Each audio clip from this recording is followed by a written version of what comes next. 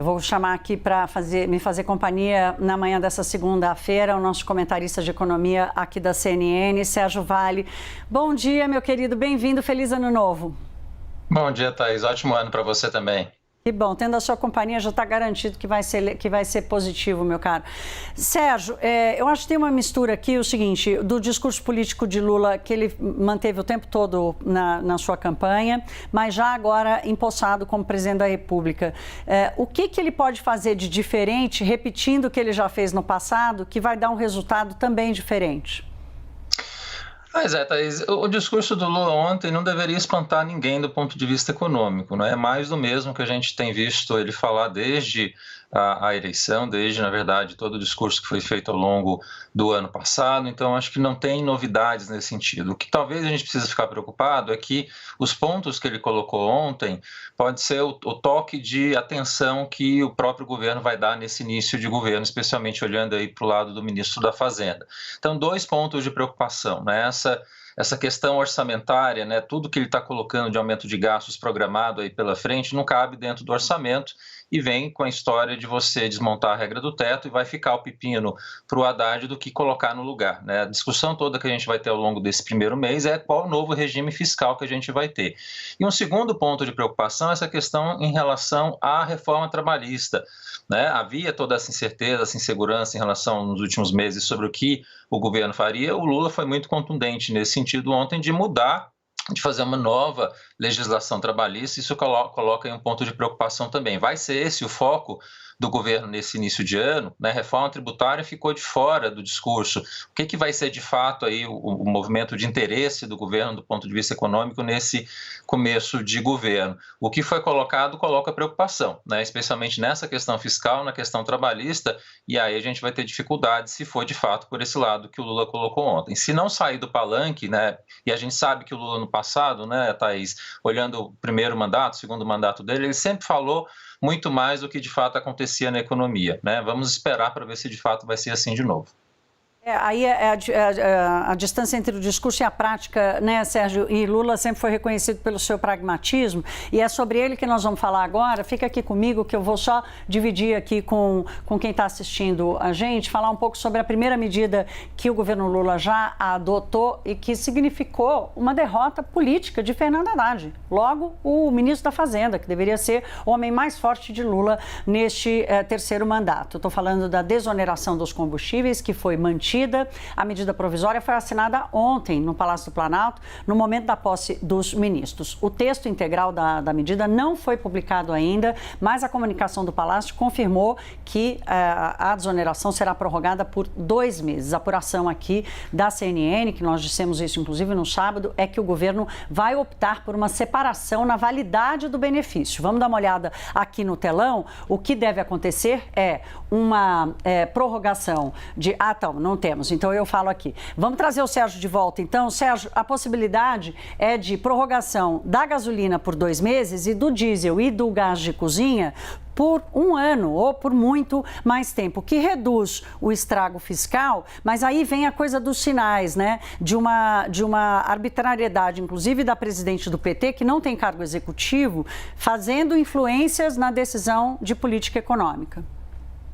Pois é, Thaís, olha a dificuldade, porque o governo, desde que tomou, né, desde que venceu a eleição, tem sinalizado que o ajuste fiscal vai ser feito via arrecadação. A própria Haddad tem insistido muito nesse sentido. Quando fala em cortar gastos, é um pente fino que, na verdade, não significa muita coisa. Não tem nenhuma reforma estrutural, de fato, vindo aí pela frente, a não ser o novo regime fiscal que a gente espera, sobre a estrutura de gastos. Tudo que se fala é como melhorar a arrecadação, como aumentar, mudar a estimativa de gasto, de receita para esse ano. Tudo está sendo em relação a como aumentar a arrecadação. E chega essa medida política contra a economia de você manter a desoneração num recurso que seria essencial para aumentar a arrecadação em 2023 e melhorar o perfil do déficit, que vai ser extremamente forte esse ano. Então, essa interferência política na economia, justamente no ponto de atenção, que é o que o governo poderia fazer algum ajuste para melhorar o perfil fiscal esse ano, que é na arrecadação, coloca um ponto de preocupação também. Aí uma interferência grande naquilo que o Haddad estava sinalizando com muita força e vai ficar toda essa discussão. Como é que vai ser feito um ajuste fiscal se não se faz nada de fato efetivamente na estrutura de gastos e a arrecadação que você poderia ter, de fato, uma melhora, está tendo uma intervenção política dessa forma. Ô Sérgio, você já conhece a dinâmica aqui do Money. Eu vou roubar de novo a sua imagem para falar, mostrar aqui, para ficar mais claro para quem está com a gente.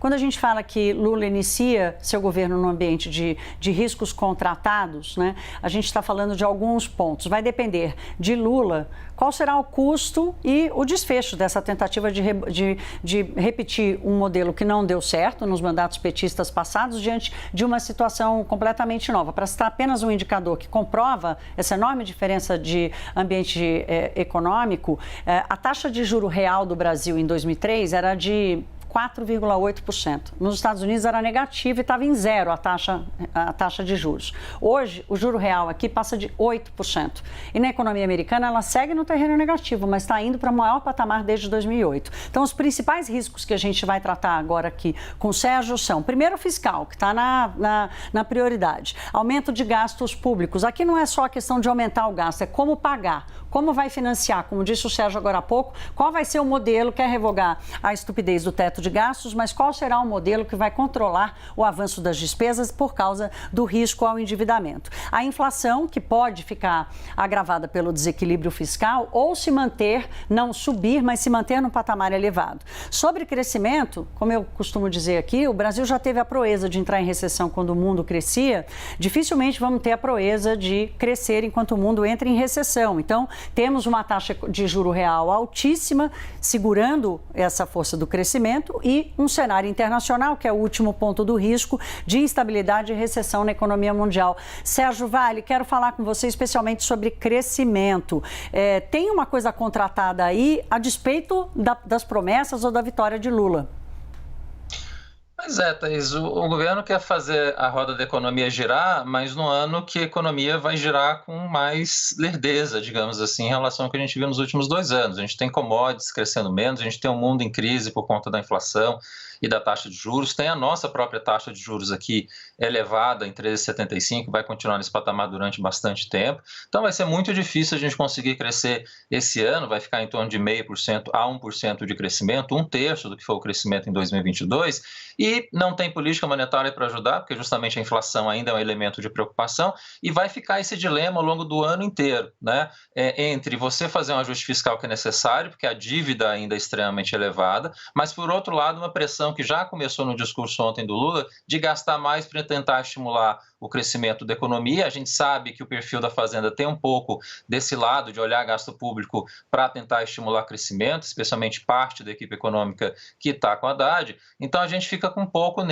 dessa preocupação, o que vai ser de fato a política fiscal que o governo vai imprimir esse ano. Precisa fazer um ajuste, mas ao mesmo tempo a gente sabe que a tentação vai ser grande para tentar fazer um estímulo fiscal, para tentar ajudar o crescimento econômico esse ano. Não vai dar certo. Se for para esse lado, na verdade, quem vai pagar o preço é a própria população, que você vai colocar mais inflação, mais juros, e aí você começa a prejudicar não só o crescimento desse ano, mas o crescimento dos próximos anos. Então, a gente precisa ter realidade fiscal de fato acontecendo esse ano, como foi um realismo fiscal que o Lula colocou no discurso ontem, para você, nesse ano de ajuste, conseguir arrumar a casa e fazer o crescimento acontecer de fato a partir de 2024. Né? Não dá para adiantar o discurso, fazer um grande esforço fiscal de crescimento agora, que na verdade quem vai pagar o preço disso é a própria população, especialmente a população mais pobre. O problema dos erros fiscais é que a conta demora um bocadinho para chegar, né, Sérgio? E parece que a responsabilidade acaba ficando para outra pessoa. Deixa eu te perguntar especificamente aqui sobre o uso dos bancos públicos versus o desenvolvimento que o mercado de capitais no Brasil teve nesses últimos anos. Quer dizer, houve um avanço da participação do mercado de capitais aqui, as empresas aprendendo a se financiar, mas se manteve uma lacuna de acesso ao crédito para as micro e pequenas empresas, como disse o presidente Lula, que são a grande parte da economia brasileira. Qual é a tua expectativa para essa participação dos bancos públicos e como é que o mercado de capitais responde a isso? Eu acho que os bancos públicos, especialmente o BNDES, têm um papel nesse sentido das pequenas empresas, as médias empresas, eventualmente virar um banco garantidor de investimentos, mas não voltar ao papel que ele tinha no passado. Eu acho que aqui a gente está, de certa forma, um pouco blindado para evitar que isso aconteça, porque a gente precisa lembrar que lá no segundo mandato do Lula, quando essa dinâmica começou a acontecer, teve um aporte enorme do Tesouro naquele momento para isso acontecer. E eu acho muito difícil a gente ver o Tesouro fazendo aportes novamente para o BNDES a essa altura, para fazer esse investimento de longo prazo acontecer pelo banco, né? O que a gente vai precisar acompanhar também, Thaís, é se a TLP vai mudar ou não. A discussão em relação ao mercado de capitais está muito relacionada a se vai mudar a sistemática de taxa de juros do BNDES ou não também pela frente. Sérgio, quero aproveitar antes da gente se despedir para te ouvir o seguinte, não existe uma herança maldita como colocou Lula. Algumas reformas que aconteceram do governo Temer para cá promoveram uma modernização da economia brasileira, mas nesse último ano houve uma deterioração muito grande, promovida inclusive por Paulo Guedes, que foi o grande ministro de Bolsonaro. Qual é a responsabilidade que Lula não assume de jeito nenhum dos erros cometidos na economia até agora? Eu acho que o Lula tem o grande desafio, olhando pela frente, de trazer de novo a estabilidade macroeconômica que se perdeu nesses últimos 2 anos por conta da questão fiscal e que engana, né, Thaís, um pouco. Tem o superávit primário, mas a dívida continua elevada, institucionalmente a regra do teto foi quebrada, né, sistematicamente nos últimos 3 anos. E tem uma questão microeconômica. Eu acho que a grande questão positiva que a gente teve ao longo dos últimos anos, especialmente começando no governo Temer, foram algumas reformas microeconômicas importantes que aconteceram, como justamente a reforma trabalhista. Né? Então fica essa preocupação de que a estabilidade macroeconômica está sob risco, de certa forma, olhando aí pela frente, e também as reformas microeconômicas, algumas delas que foram feitas, também a gente tem algum risco aí pela frente. Então, assim, eu acho que essas são as duas questões importantes que a gente vai precisar olhar pela frente e que coloca essa preocupação em relação aos governos anteriores, né? O que vai ser mudado? O que está sendo colocado até agora em termos de mudança preocupa.